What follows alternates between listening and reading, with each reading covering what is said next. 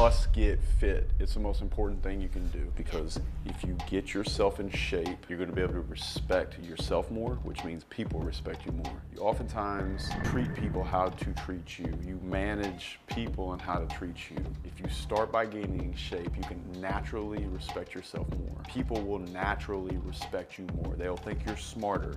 They'll think you're more disciplined, and for that reason, they will respect you.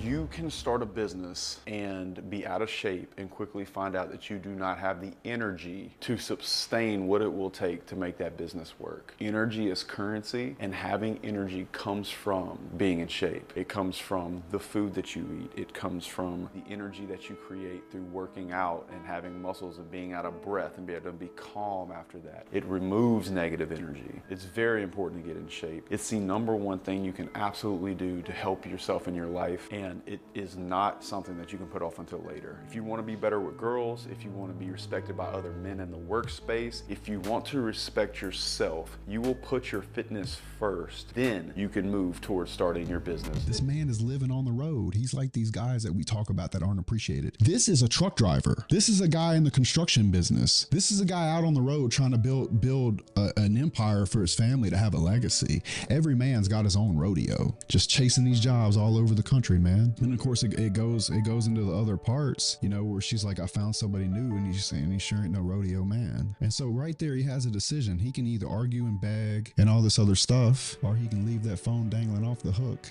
give it one last look, and just walk away. That particular part is the part that I assume that you're talking about. And that, my friend, takes what we in the war room call an iron mind. At that point in the relationship, if that boundary is crossed, non-emotionally, say what you have to say, and you say, listen, it's either going to be this way or it's not. A woman is either going to have to respect you or lose respect for you. And that respect is going to be held within whether you can hold your ground or not. I've done it, and I've lived through the pain of it. And you just have to ask yourself, whose will is stronger, me or this 100-pound woman? Am I going to let her beat me at a game of will and strength of the mind? Understand that if you start contacting her, blowing her phone up, or watching her stories, or phoning her mom and doing all of these things that are emotional actions, she's naturally going to be less attracted to you. I do believe respect equals love, and any man that wants to garner respect for a woman, particularly in a breakup, needs to be able to leave the phone dangling off the hook. In a few years, when you win the rodeo, the phone's going to ring again.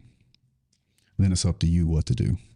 All right, listen, you're not broken. There's nothing to fucking fix. I'm gonna tell you a story about a time where I thought I was broken, failed at something, how it was absolutely embarrassing, and all the reasons I thought that I was the one that wasn't good enough. First of all, my parents met in Vicksburg, Mississippi at a McDonald's. My dad was managing a McDonald's. My mom was 18. They met. Next thing you know, bam, I'm born to a teen mom. House gets broken up. There's a lot of things going on that shouldn't be going on. All of a sudden, the pedigree of where I come from is substantially less than my classmates. So I'm gonna tell you about the first day of 6th grade. I get on the bus, I go into school. I'm on free lunch, which is embarrassing as shit if you've ever had to do that. I've been told at this point that I have a learning disorder and that I'm not good at reading or writing or English. Fucking embarrassing. Without father figure in the house, with the learning disorder in my head, the Ritalin that they put me on, I can tell you without a shadow of a doubt, I felt like I was broken. I felt like I was not good enough to make good grades, but I can tell you that that was all absolute fucking bullshit. I didn't know any better at the time. You're gonna see guys on Instagram that you think are doing better than you. The truth is, a lot of those guys are fucking lying. There's absolutely no doubt about that. You need to understand that, yes, you have had things happen to you, but a lot of times you should use those things to your advantage so that you can do a good job despite the things that have happened to you. Much like being a star in your own movie. There's nothing wrong with you. Things happen.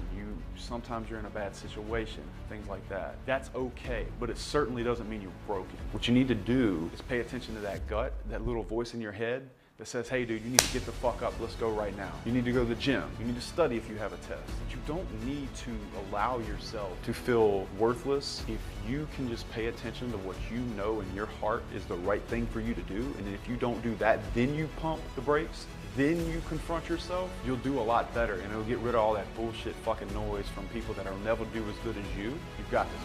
Matter of fact, that's one of the worst things you can do as a younger person is do what you were told, because that means go into debt for a worthless degree, follow hard money will fall, and all this other idealistic poppycock. Aaron, what would you say that prime is? You had to pick an age for man. Prime for men? I would say 28. Depends on how savvy you are, but I'm going to say for this audience, I'm going to say you should figure it out by 28. 28 to theoretically death, if you play your cards right, I mean, it's great. In that regards, it's great. If you're defining your prime in terms of how to get girls, well, yeah, that's going to be 30 to about 52. But in terms of having fun and enjoying life and what your capabilities and your production abilities and your innovation is, that is probably 28 to death. Like, if you want to retire, fine, go ahead. But if you want to keep on going, you have every right to, until you're either too feeble to do so or you lose your mental faculties or stuff like that. But Right. and so, yes, absolutely, you got to make the second half of your life count. Absolutely.